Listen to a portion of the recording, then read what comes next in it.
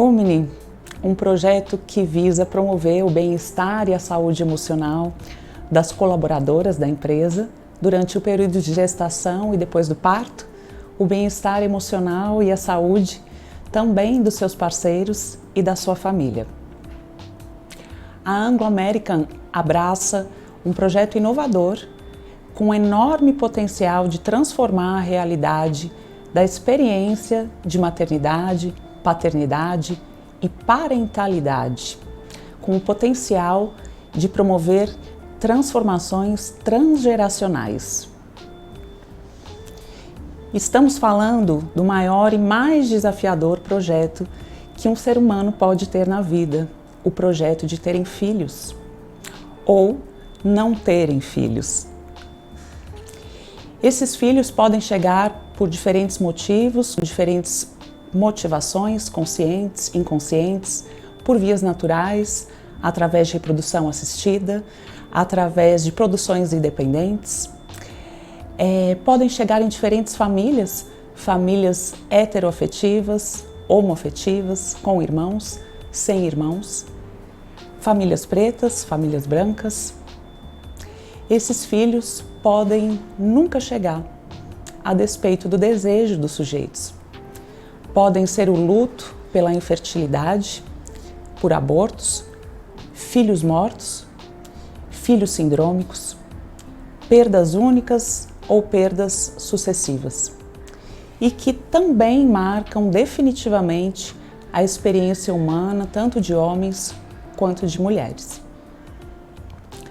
A chegada de um filho, ou sua não chegada, traz inúmeras questões a serem trabalhadas, para que os processos individuais e familiares transcorram de formas saudáveis dentro de cada contexto individual. A parentalidade consciente é um desafio para o qual nós não fomos adequadamente preparados. Envolvem trabalho exaustivo, alta demanda, baixos níveis de controle e baixo reconhecimento social. E a arte de criar os filhos em prol do seu sucesso, cada vez mais exigida, paradoxalmente, é uma tarefa que não recebe o devido reconhecimento. Pesquisas científicas das últimas décadas mostram que os níveis de satisfação com a vida, os níveis de ansiedade e os níveis de depressão são maiores para os casais com filhos em relação aos casais sem filhos. Cada vez mais mulheres têm tomado a decisão de não terem filhos, um fenômeno denominado child-free ou childless women, que surge a partir da maior consciência feminina sobre os conflitos sociais e trabalhistas enfrentados pelas mulheres durante a maternidade. Se a conta não fecha, muitas optam por não investir no projeto. Esse fenômeno tem trazido muitos impactos aos países desenvolvidos e não tem se demonstrado reversível mesmo diante de políticas públicas e trabalhistas que favoreçam ou possibilitem uma carga mais igualitária entre homens e mulheres. Acarreta impactos à economia mundial e escancara a necessidade de repensarmos sobre os nossos modelos de família e sobre a cultura na qual estamos inseridos. É urgente que a sociedade como um todo, assim como as culturas empresariais, assumam a sua parcela de responsabilidade e potencial para transformar essa realidade. Existe muito a ser feito. Ainda que haja o contraponto de que ter filhos traga mais sentido à vida, os índices de adoecimentos psiquiátricos entre mães e pais é alarmante. As mulheres são as mais vulneráveis, até mesmo do ponto de vista orgânico. As oscilações hormonais típicas do ciclo menstrual feminino interferem em processos cerebrais que regulam emoções e comportamentos, assim como o humor. Essa interface endócrina e neuronal é potencializada na gravidez e após o parto. E é por esse, dentre outros motivos, que os índices de adoecimentos psiquiátricos são maiores nas mulheres, com risco elevado, sobretudo no período da gravidez e puerpério. Mas, para uma compreensão mais ampla e aprofundada sobre o contexto em que esse projeto está inserido, precisamos de uma compreensão histórica acerca do fenômeno da maternidade.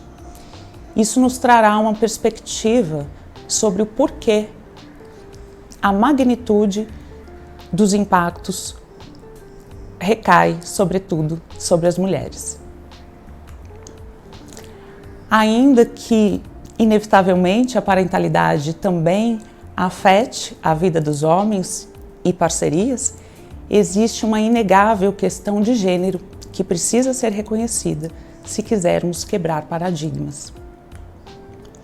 É exatamente isso que estamos propondo, uma quebra de paradigmas, a partir do qual uma empresa se abre para a dimensão do quanto pode ser feito no ambiente de trabalho em prol do bem-estar das mulheres, suas parcerias, seus filhos e sua família.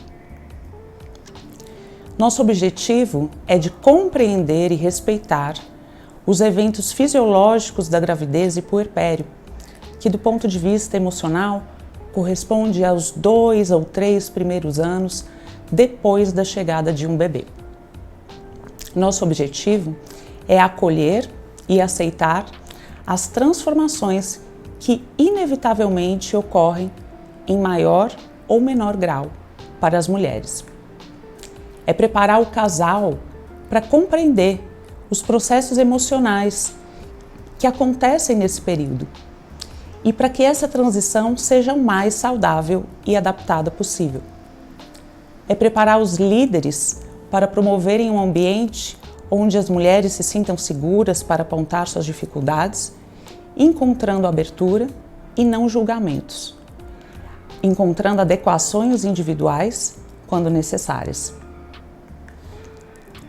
encontrando um direcionamento assertivo quando precisarem de suporte, mesmo que precisem de suporte profissional. Isso passa pela necessidade de informações e empoderamento da mulher e do casal, por um pacto social, individual, familiar, coletivo e empresarial, onde todos compreendam que podem promover um ambiente favorável e transformador para o bem-estar e saúde emocional materna e paterna. Lembrando que a conciliação entre a carreira e a maternidade é um dos maiores desafios que as mulheres contemporâneas enfrentam. Implementando de forma consistente essas mudanças, somos capazes de reduzir os índices de transtornos psiquiátricos, que representam as principais complicações maternas do ciclo gravídico puerperal. Representam também a principal causa de incapacidade laborativa e de anos de vida perdidos em nível mundial, acarretando importantes custos sociais e econômicos. Promovendo a saúde mental materna, somos capazes de reduzir as complicações clínicas e obstétricas das mães e dos bebês. Somos capazes de reduzir o absenteísmo, as faltas por incapacidade médica. Somos capazes de reduzir o presenteísmo, que é a perda de produtividade, mesmo quando o colaborador dedica as horas estando presente no trabalho ou até dedica mais horas ao trabalho, mas sem conseguir um rendimento adequado. Seremos capazes de nos adaptar a alguns prejuízos funcionais temporários que podem acontecer na gravidez e após o parto e, ao mesmo tempo, acompanhar, reconhecer, valorizar as novas potencialidades que a mulher adquire com a experiência de ser mãe, se soubermos agir de forma estratégica. A compreensão do fenômeno da maternidade na vida feminina requer uma análise histórica. Nas sociedades pré-históricas, pré-indo-europeias, agrícolas, os antigos viviam na dependência dos ciclos da natureza e da fertilidade da natureza. Assim, a natureza e sua fertilidade eram vistas como a maior representação de algo divino, a representação de algo que trazia frutos. Religiões pagãs universais cultuavam a deusa mãe. Eram sociedades matriarcais, matrilineares, organizadas em torno das figuras femininas, sobretudo das mães. As mulheres detinham conhecimentos sobre os ciclos da natureza e os transmitiam de geração a geração. Os homens saíam para as atividades de caça. Não havia a compreensão da participação dos homens diante do nascimento dos bebês. Eram sociedades mais coletivistas, não organizadas em torno de propriedades privadas e menos violentas. Já na Idade Média, com a dominância e a influência da Igreja, que atribuiu a origem do pecado ao sexo e à sexualidade, e também com o conhecimento da participação dos homens nos processos reprodutivos, advindo a partir da domesticação dos animais e das propriedades privadas, ocorreu um movimento de enfraquecimento dos cultos à deusa mãe, em prol de cultos a um Deus homem. Além disso, o fortalecimento das propriedades privadas também levou a mudanças nas relações entre os homens e as mulheres. A partir do conhecimento da participação masculina na reprodução, os casais passaram a se formar de formas mais consolidadas. O homem teria uma ou mais mulheres. De certa forma, as mulheres também passaram a ser vistas como propriedade particular. Os filhos destes casais representariam a força de trabalho e a possibilidade da transição de um patrimônio familiar. Além disso, com o fortalecimento das propriedades privadas, também houve uma modificação na formação dos casais, que passaram a se estabelecer de forma mais consolidada, a partir do reconhecimento da participação dos homens nos processos reprodutivos. As mulheres, de certa maneira, também passaram a um lugar de propriedade privada. Os filhos desse casal entrariam como participação na força de trabalho e na sucessão patrimonial e familiar, que deixou de acontecer em função da figura materna e passou a acontecer em função da figura paterna. Isso levou ao enfraquecimento social das mulheres e à transição do domínio político para os homens, culminando nas atuais sociedades patriarcais. Ainda na atualidade, a Igreja exerce uma importante influência sobre o imaginário coletivo a respeito da figura da mãe. A cultura judaico-cristã vê as mulheres, mães, como imaculadas, como fonte de conexão com o divino, do amor transcendental e incondicional.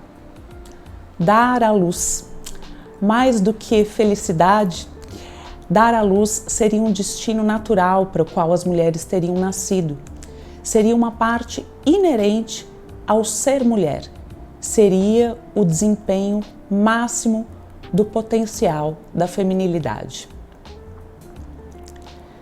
Nas sociedades modernas que sucedeu à Idade Média e antecedeu a Idade Contemporânea, o papel principal das mulheres era o papel de cônjuge, seguido por outros papéis sociais e só depois o papel de mães.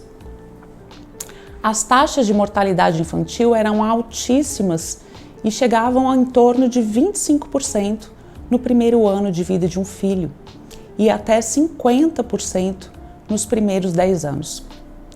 Assim, nas sociedades escravocratas, logo após o nascimento, os bebês eram entregues para as amas de leite e posteriormente para as amas secas. Por volta dos 8 ou 10 anos de idade, eram enviados para os conventos ou internatos e só retornavam à família de origem muitos anos depois. Os pais não faziam investimentos afetivos nas relações com os filhos. Eles tinham um lugar de força de trabalho e sucessão familiar e patrimonial. Com o iluminismo, a sistematização dos conhecimentos sobre os processos de saúde e doença, a ciência trouxe importantes contribuições, inclusive para a redução da mortalidade infantil, reconhecendo, por exemplo, que os filhos amamentados pelas próprias mães tinham metade do risco de morrer em relação aos filhos amamentados pelas amas de leite. Assim, no século XVIII, a mulher, mãe, passou a ser a principal responsável pela sobrevivência dos bebês. No século XIX e XX e daí por diante, também avançaram as noções pediátricas, psicológicas, psicopedagógicas, a compreensão do desenvolvimento infantil, das emoções, dos comportamentos, dos processos de educação. E dessa maneira, houve uma tendência prescritiva. As mulheres passaram a ser orientadas sobre como e quais deveriam ser os cuidados direcionados aos filhos, passando a serem responsáveis não só pela sua sobrevivência, mas também pela sua saúde física e pelo seu desenvolvimento. Paulatinamente, as próprias mulheres foram incorporando como naturais, como inerentes a si mesma, essas responsabilidades, transmitindo de geração a geração o que é ser uma boa mãe. Nos séculos XIX e XX, nos períodos de pós-guerra e crises econômicas, com as mulheres mais vulneráveis no mercado de trabalho e com as discrepâncias salariais, as mulheres foram estimuladas a permanecerem em casa, se dedicando à vida doméstica e aos filhos. E as mães foram atribuídas cada vez mais responsabilidades sobre o sucesso dessa empreitada. Vejam, sempre tendemos a considerar mais grave quando um pai de família perde um emprego do que quando uma mãe de família perde um emprego. Assim, era melhor que as mulheres ficassem em casa, garantindo o sucesso dos filhos, do que indo para o mercado de trabalho, sendo mal remuneradas e correndo o risco de perder o emprego. Já as mulheres que trabalham vivenciam hoje enormes desafios, com muitas pressões para que desempenhem de forma excelente ambos os papéis.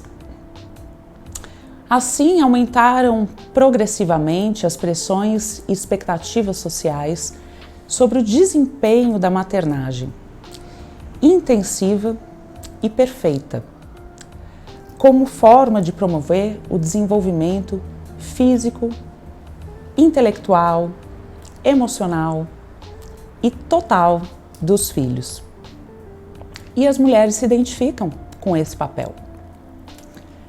Na década de 70, com a possibilidade de um controle reprodutivo pelas mulheres a partir da invenção das pílulas anticoncepcionais, houve uma modificação sistemática sobre a condição da maternidade.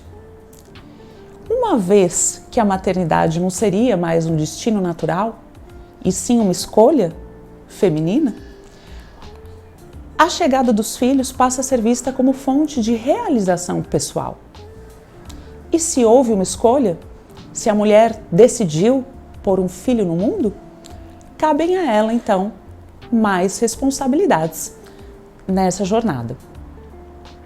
A partir da década de 80, principalmente, os bebês passaram a ocupar um lugar central nas famílias, passaram a ser vistos como seres complexos que requerem que a mãe orbite em torno deles e promova o desenvolvimento do seu melhor potencial, ainda que essas mães precisem conciliar esses desafios com as tarefas de trabalho de forma desigual em relação aos homens. Na contemporaneidade, as mulheres com maior capital social, com maior capital escolar e intelectual, são capazes de custear os cuidados com a casa e com os filhos, pagando outras mulheres com menores condições, menores níveis sociais e econômicos para que desempenhem essas tarefas tão pouco reconhecidas socialmente. A crise igualitária, que se mede pela diferença salarial entre homens e mulheres, tem origem na desigualdade da repartição das responsabilidades domiciliares e familiares entre homens e mulheres. O fato de que tanto homens quanto mulheres são capazes de desempenhar com igual eficiência tanto as atividades trabalhistas em outras esferas da vida, quanto as atividades de cuidar dos filhos, trouxe uma crise identitária masculina e a exigência da maior participação masculina no cenário doméstico e familiar. Porém, como uma forma naturalista de estigmatizar e justificar essas discrepâncias femininas e masculinas, apela-se para a noção do instinto materno. Noção esta que tem sido rechaçada pela comunidade científica. Não existe nenhum comportamento animal que seja inato, pré-determinado ou geneticamente programado. Todos os comportamentos animais envolvem processos de aprendizagem. Sabemos que existem transformações cerebrais biológicas intensas que preparam o cérebro, o corpo da fêmea para o parto, o aleitamento e para os comportamentos de cuidado com o bebê. Mas o repertório comportamental materno, as habilidades de se conectar adequadamente a um filhote, se consolidam, sobretudo, a partir das interações cotidianas da mãe com o seu filho, através dos cuidados diários com ele. Ou seja, as mães não são nascidas prontas. O período perinatal representa um período crítico para o desenvolvimento, para o neurodesenvolvimento, não só dos bebês, mas também das mulheres. O cérebro materno passa por um dramático processo de plasticidade. São intensas modificações anatômicas e funcionais que recebem genericamente o nome de Mommy Brain. Não há documentação desse fenômeno nos cérebros dos pais, mas não podemos confundi-los com instinto. Esses fenômenos promovem uma maior adaptabilidade e o direcionamento do comportamento das fêmeas de uma tendência individual e autocentrada para os cuidados direcionados aos filhotes. Cuidados esses que visam promover a sobrevivência da espécie.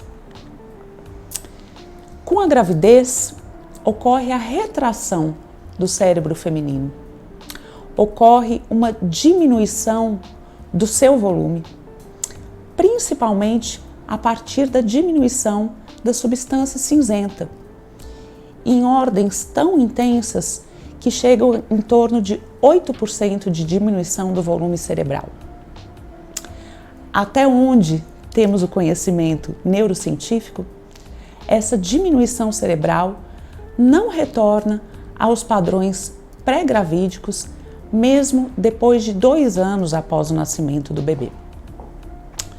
São transformações que envolvem processos de especialização e que terão futuras repercussões nos processos de empatia, motivação, memória e aprendizagem.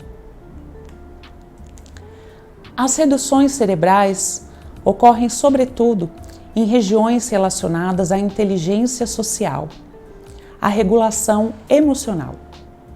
Representam uma especialização do cérebro que otimiza o apego materno e a conexão da mãe com o filhote. Tornam a mulher hipersensível aos sinais sensoriais emitidos pelo filhote, de modo que ela consiga inferir as suas necessidades e responder adequadamente às suas demandas, protegendo-os de perigos. É muito frequente que as mulheres relatem dificuldades cognitivas durante a gravidez e durante após o parto também. Essas queixas cognitivas chegam a estar presentes em 80% das mulheres grávidas e são mensuradas cientificamente através de avaliações neuropsicológicas. Assim, é fisiológico ocorrerem maiores dificuldades em processos que envolvem atenção, concentração, raciocínio lógico, capacidade analítica, tomada de decisões, planejamentos. É compreensível e fisiológico que ocorram prejuízos nas memórias imediatas, implícitas, explícitas, memórias visuais, memórias relacionadas aos processos de trabalho. Durante os anos iniciais do bebê, a privação de sono, que é vivida de forma mais intensa pelas mulheres, potencializa essas dificuldades fisiológicas. Exercer pressões trabalhistas no sentido de que a produtividade feminina seja a mesma que era antes da gravidez é contraproducente, não respeita o que é fisiológico e acaba implementando maiores pressões sobre as mulheres, que podem acarretar desequilíbrios. Mais estratégico é promover um ambiente onde a mulher se sinta segura, onde ela receba abertura para poder compartilhar as dificuldades subjetivas que ela percebe no seu trabalho, onde ela tenha uma gestão, uma liderança, uma equipe sensível e empática a essas dificuldades temporárias e que ajudem ela a encontrar um novo equilíbrio, possivelmente com adaptações individuais quando isso for necessário. Por outro lado, as mudanças cerebrais da mulher-mãe tornam a mulher mais apta a detectar situações ameaçadoras, a interagir socialmente com maiores níveis de empatia, com maior autorregulação emocional do que as mulheres que não são mães e do que os homens. Sobretudo depois de passado o período mais crítico de adaptação e o período de prejuízos temporários, as mães se tornam mais eficientes em processos de aprendizagem e memória, repercutindo até a velhice.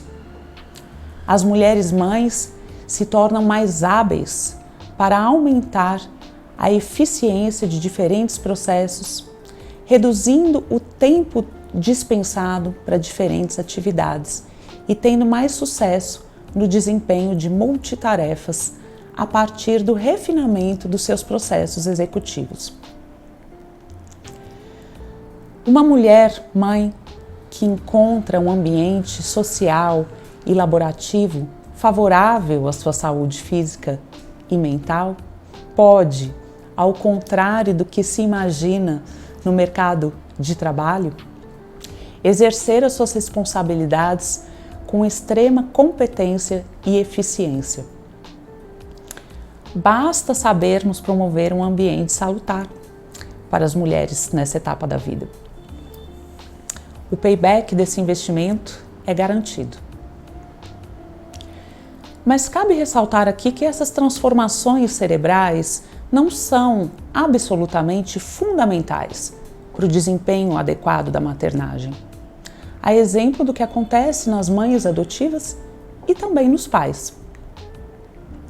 Por outro lado, a complexidade dessas transformações traz uma alta demanda e uma alta exigência de adaptação cerebral das mulheres.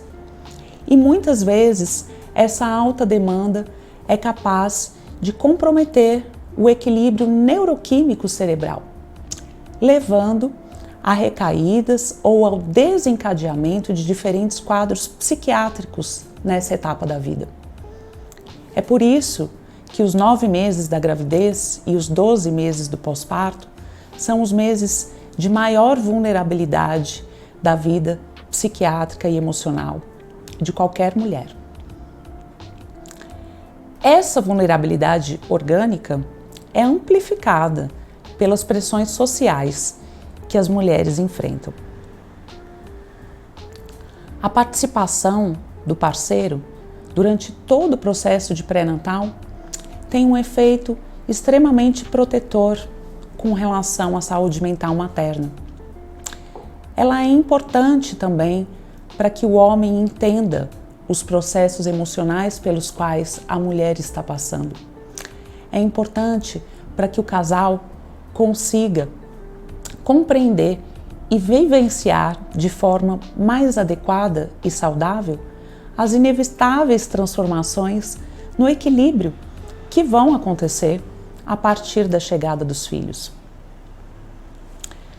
Para que isso seja possível, é necessário que exista um pacto e uma cultura empresarial que estimule e ofereça aos homens a possibilidade de participação efetiva em todos esses processos. É preciso haver um interesse genuíno, abertura e uma observação atenta para suspeitar e talvez até identificar ou encaminhar assertivamente mulheres nos quais se compreende que pode estar havendo algum adoecimento psíquico. Os transtornos mentais comprometem a funcionalidade global da mulher, impactam a sua produtividade no trabalho, pioram a sua qualidade de vida, aumentam o índice de divórcios, de violência doméstica, aumentam os índices de desemprego e podem interferir de forma muito negativa no desenvolvimento emocional saudável das crianças. Transtornos mentais maternos prejudicam a qualidade dos cuidados que a mãe direciona ao bebê, tendendo a comprometer a possibilidade de um apego seguro, podendo trazer mais problemas de comportamento, mais problemas escolares, mais problemas psiquiátricos, mais índices de depressão e ansiedade, de uso, abuso e dependência de drogas nas crianças e adolescentes, mais índices de delinquência e até de criminalidade. Quando uma mulher adoece psiquicamente, é maior a chance do pai também adoecer. Os transtornos mentais, de forma geral, acometem cerca de 25% das mulheres na gravidez ou após o parto e cerca de 12% dos homens no período perinatal. Assim como no caso das mães, o adoecimento psiquiátrico paterno também influencia negativamente no desenvolvimento das crianças. Assim, o nosso enfoque principal se dá primeiramente sobre as pessoas mais vulneráveis tanto do ponto de vista orgânico quanto do ponto de vista social e trabalhista, as mulheres. Mas também requerem que nós coloquemos no centro desse cenário e que nós possibilitemos a participação ativa e proativa dos homens como forma de contribuir para a melhora desse cenário. Agradecemos a abertura e a sensibilidade para escutar essas reflexões e esperamos que elas possibilitem um pensamento, uma análise sobre o contexto no qual nós estamos inseridos, sobre a cultura empresarial e sobre diferentes formas que nós, como sociedade, podemos atuar em prol do bem-estar e da saúde mental, materna, paterna e familiar. Com certeza, a partir dessas mudanças, nós podemos transformar vidas, transformar famílias e transformar as futuras gerações.